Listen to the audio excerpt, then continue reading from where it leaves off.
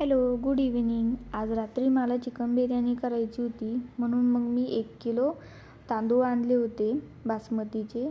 मी बिर्याणीसाठी बासमतीच तांदूळ वापरते आणि 1 किलो चिकन आणलं होतं. जेवढं चिकन असेल तेवढे तांदूळ घ्यायचे.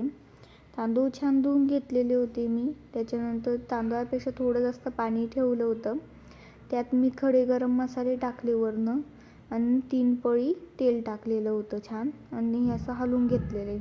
तांदूळ आपल्याला फक्त 75% शिजवून घ्यायचे, जास्त शिजवायचे नाही आहे. त्यानंतर कांदे मी घेतले होते 6-7 मोठे मोठे कापले असे आणि सुट्टे केले. त्यानंतर 4-5 टोमॅटो देखील कापलेले होते. त्यानंतर तांदूळ असे शिजले, थोडे कच्चे राहिले की त्यात थंड पाणी टाकायचं आहे, म्हणजे त्याची कुकिंग स्टॉप होते.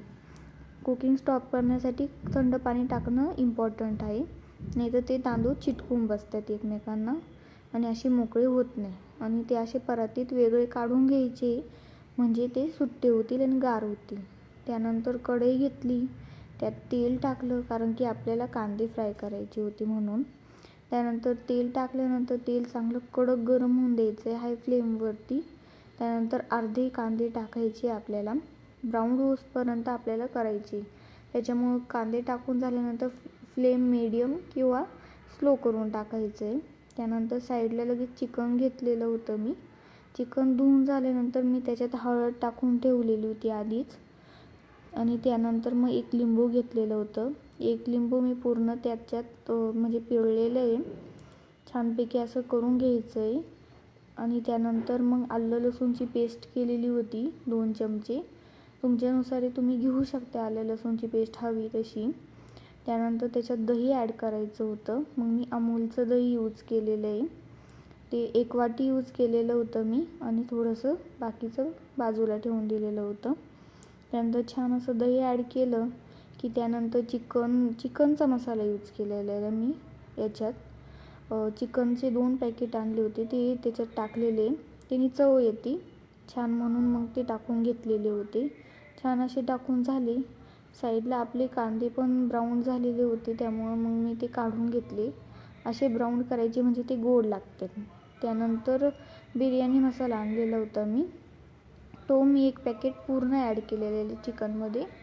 त्यानंतर मिरची ॲड केली, हिरव्या मिरच्या. त्यानंतर थोडी वेलची टाकलेली होती टेस्टसाठी आणि कोथिंबीर आणि मीठ टाकलं. मीठ तुमच्या टेस्टनुसार तुम्ही टाकू शकता, जास्तही नाही टाकायचं आहे, मीडियम टाकायचं आहे. त्यानंतर छान असं हलवून घ्यायचं आहे चिकन. हलवून मिक्स करून झालं की त्यात गरम तेल टाकायचं आहे 1 पळी मोठी. आणि त्यानंतर ते फ्राय केलेले कांदे टाकायचे त्याच्यात. कांदे टाकून झाले का ते सुद्धा छान मिक्स करून घ्यायचे. आणि छान मिक्स झाल्यानंतर ते देखील गॅसवर ठेवून मीडियम फ्लेमवरती शिजायला ठेवायचे. त्यात मग मी 3 चमचे मिरची पावडर टाकली होती लाल, आणि कोथिंबीरची मिरची पावडर होती 1 चम्मच. त्यानंतर टोमॅटो टाकले आणि ते देखील छान हलवून घेतलेलं इथं. असं छान मिक्स करून घ्यायचं आहे. आणि त्यानंतर मी त्याच्यात 1 वाटी गरम तेल टाकलेलं होतं, तुम्ही बघू शकता. त्यानंतर थोडंसं पाणी टाकलेलं, म्हणजे चिकन शिजेल एवढंच, एकदम नॉर्मल अर्धा ग्लास पाणी टाकलं.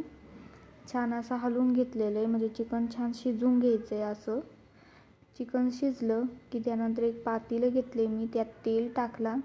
तेल नंतर 1 चिकनची लेयर टाकलेली मी. चिकनची लेयर टाकून झाली का त्यावर मी 1 भाताची लेयर टाकलेली आहे. भाताची लेयरसुद्धा छान टाकून झाली का त्यावर परत 1 चिकनची टाकायची. चिकनची टाकून झालेली का परत मग आपण फ्राय केलेले कांदे होते ते थोडे टाकायचे. ते टाकून झाल्यानंतर परत त्यावर भाताची लेयर टाकायची 1. छान अशी भाताची लेयर टाकून झाली का त्यावर कोथिंबीर परत ते फ्राय केलेले कांदे. तुम्हाला हवं तर तुम्ही फूड कलर टाकू शकता.